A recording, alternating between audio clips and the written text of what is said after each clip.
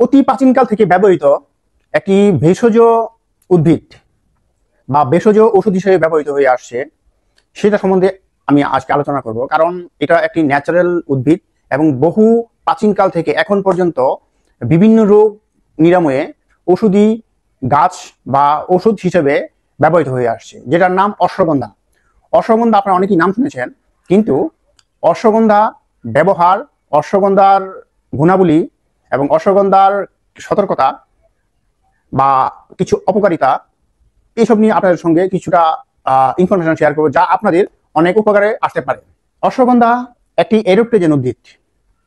এটা শিকড় এবং পাতা ওষুধ হিসেবে ব্যবহার করা হয় এবং এটি কর্টিসল হরমোনের মাত্রা নিয়ন্ত্রণ রাখে। কারণ কর্টিসল হরমোনের মাত্রা যদি নিয়ন্ত্রণ রাখা যায়, তাহলে আপনার যে স্ট্রেস এবং উদ্ভিদ কমাতে সহায়ক ভূমিকা পালন করে। তাছাড়াও এটার শক্তি বৃদ্ধি এবং ক্লান্তি দূর করে, কারণ এটাতে আপনার প্রচুর পরিমাণ অ্যান্টিঅক্সিডেন্ট বিদ্যমান রয়েছে। এবং যার দরুন এটা আপনি যদি প্রতিদিন রাত্রে, সকালেও খাওয়া যায় রাত্রেও খাওয়া যায়, প্রতিদিন রাত্রে যদি আপনি সেবন করেন, এটার অশ্বগন্ধার ডাল এবং পাতা এই দুইটা ওষুধ হিসেবে ব্যবহার করা হয়। কিভাবে ব্যবহার খাবেন এটা আমি পরে বলবো। তার আগে এটার যে ভেষজ গুণাবলী, সেগুলো আমি আপনার স্টেপ বাই স্টেপ গুরুত্বপূর্ণ যেসব জিনিস রয়েছে সেগুলো আপনাদের সঙ্গে আলোচনা করব। ইমিউন সিস্টেম আপনার এটা ইনক্রিজ করবে, কারণ এটাতে আপনার যে এটা অ্যান্টিঅক্সিডেন্ট হিসেবে কাজ করে এবং ডিটক্সিফাইং, যেটাকে বলা হয় আপনার ঘামের সঙ্গে যে বিষাক্ত পদার্থ, এটা দূর করে, যার দরুন আমাদের যে ডিভিসিভ ক্ষমতা ইনক্রিজ করে। স্মৃতিশক্তি বা ব্রেনের যে কার্যক্ষমতা সেটা ইনক্রিজ করে। কিভাবে ইনক্রিজ করে? আপনার অশ্বগন্ধা যদি কন্টিনিউ খান, যদি প্রতিদিন রাতে আপনার 30 থেকে 45 দিন একটানা যদি খান, তাহলে আপনার ব্রেন ডেভেলপ হবে এবং আপনার ব্রেনের যে সেল পুনর্জন্মে সহায়ক ভূমিকা পালন করে। তাছাড়া যারা কার্ডিওভাস্কুলার ডিজিজ পেশেন্ট, কিংবা যদি আপনার ওই টাইপ 2 ডায়াবেটিস হয়ে থাকে, আপনার অশ্বগন্ধা যদি প্রতিদিনে খান, তাহলে শর্করার মাত্রা নিয়ন্ত্রণ রাখবে এবং যে ব্লাড সার্কুলেশন সংবাদ ফর্ম করতে দেয় না, ব্লাড সার্কুলেশন ঠিক মতো রাখবে। আপনার হার্টের যে জনিত যে রোগ, সেটা থেকে আপনার নিরাময় পাওয়া সম্ভব। এবং যারা হাই ব্লাড প্রেশার রোগী, তাদের জন্য এটা খুব ভালো, কারণ এটা আপনার ব্লাড প্রেশারের মাত্রা নিয়ন্ত্রণ রাখতে সহযোগিতা করে। সিস্টোলিক ডায়াস্টোলিক যে ব্লাড প্রেশার, আমাদের যে নর্মাল ব্লাড প্রেশার 120/80, এটার মাত্রা নিয়ন্ত্রণ রাখতে সহযোগিতা করে। এবং সবচেয়ে বড় যে উপকারটা করে আমাদের মা বোনদের যে হরমোনের তারতম্যতা, বিশেষ করে আপনার যাদের আপনার মেনোপজের পর কিংবা দীর্ঘদিন বিবাহিত জীবন অতিবাহিত হওয়ার পর যে আপনার হরমোনের তারতম্যতা ঘটে বিভিন্ন ধরনের, বিশেষ করে মেয়েদের ক্ষেত্রে ঘটে আপনার থাইরয়েড হরমোনের মাত্রা নিয়ন্ত্রণ রাখতে সহযোগিতা করে। তাছাড়াও আপনার মেয়েদের যে রিপ্রোডাক্টিভ অর্গান অনেক সময় আপনার মেয়েদের এসে ঝুলে পড়ে, সেটা পূর্বের অবস্থায় আনা তো সম্ভব না, কিন্তু 70% পূর্বের অবস্থায় যদি কেউ 30 থেকে 45 দিন এটা ইনটেক করেন, তাহলে এটা পূর্বের অবস্থায় আনা সম্ভব। এবং ছেলেদের ক্ষেত্রে সেক্সুয়াল হেলথ ইনক্রিজ করে। সেক্সুয়াল হেলথ বলতে আপনার ওইটা বোঝাচ্ছি না যে ছেলেদের সেক্স ইনক্রিজ করবে, এটা বোঝাচ্ছি না। ছেলেদের যে স্পার্মের মাত্রা বাড়িয়ে দিবে এবং টেস্টোস্টেরন হরমোনের মাত্রা ইনক্রিজ করবে। এবং যাদের সবচেয়ে বড় প্রবলেম, যাদের 40-45 বছর পার হয়ে গেছে, তাদের একটা বড় সমস্যা, তাছাড়াও যারা বিভিন্ন স্ট্রেসে ভোগেন, অ্যাংজাইটি, ডিপ্রেশন, বিভিন্ন ধরনের স্ট্রেসে ভোগেন, সেই ক্ষেত্রে আপনি যদি অশ্বগন্ধা প্রতিদিন রাতে খেতে পারেন, আপনার ঘুমের যে সমস্যা এটা থাকবে না। এটা নিশ্চিন্তে বলতে পারি। আপনি মাত্র 3 দিন খেয়ে দেখেন, 3 দিন রাতে, সকালে রাতে খাওয়া যায়, রাতে খাবেন।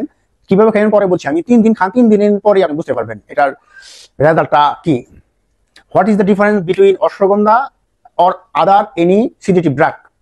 কারণ আপনি ঘুমের সমস্যা হলে ডাক্তারের কাছে যাবেন, ডাক্তার আপনাকে বেনজোডাইজিপাম কিংবা ক্লোনাজিপাম জাতীয় আপনাকে ড্রাগ দিবে। কিন্তু যদি এটা কন্টিনিউ করেন, ধরেন ক্লোনাজিপাম আপনাকে ডাক্তার দিল বা আপনি খেলেন, 0.5 দিয়ে শুরু করেন, তারপর এটা 1, তারপরে আপনার 2, এরকম করে খায়। কারণ এটা ডে বাই ডে এটা ইনক্রিজ করতে হয়। 1 বছর পরে আপনি 0.1 1 বছর খান, তারপরে দেখবেন যে 0.5 খেলেও আপনার ঘুম আসবে না, তখন 1 মিলিগ্রামে যেতে হবে, কারণ এটা বডিতে রেজিস্ট্যান্ট হয়ে যায়। যেহেতু এটাতে একটা আপনার ভেষজ উপাদান, সাইড এফেক্ট নাই বললেই চলে, অশ্বগন্ধাতে সাইড এফেক্ট নাই বললেই চলে, তাই আপনারা এটা রাতের বেলা খান।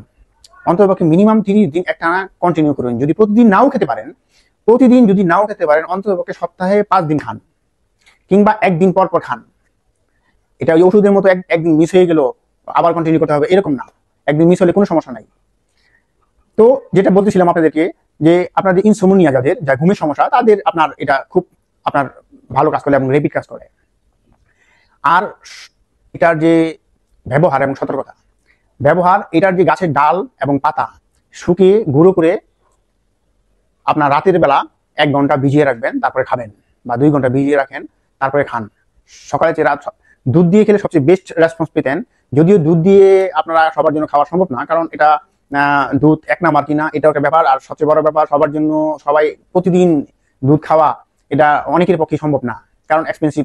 এখন দুধ এখন এক্সপেন্সিভ হয়ে গেছে আমাদের দেশে।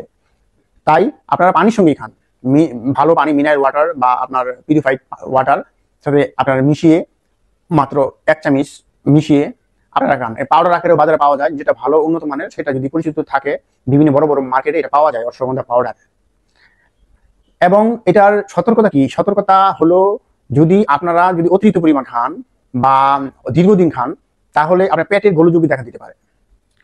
আর যারা ল্যাকটেটিং মাদার এবং প্রেগনেন্ট ওমেন, তারা অবশ্যই ডাক্তারের পরামর্শ ছাড়া আপনারা এটা খাবেন না, ডাক্তারের পরামর্শ নিয়ে খাবেন।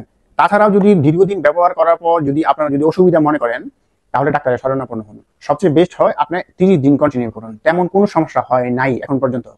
কোনো পেশেন্টকে মানে 30 দিন বা 45 ডেজ যদি খান, তাহলে কোনো ধরনের প্রবলেম এখন পর্যন্ত দেখা দেয়নি। কিন্তু যদি দীর্ঘদিন খায় যে, তাহলে প্রবলেম দেখা দিতে পারে, অনেকেরই প্রবলেম দেখা দিয়েছে। যদি এরকম হয়, তাহলে ডাক্তারের শরণাপন্ন হন। যদি আমার ভিডিওটি আপনার কাছে বিন্দু পরিমাণ হলেও ইনফরমেটিভ মনে হয়, তাহলে অবশ্যই সাবস্ক্রাইব করুন। সবাইকে ধন্যবাদ, সবার সুস্থতা কামনা করছি।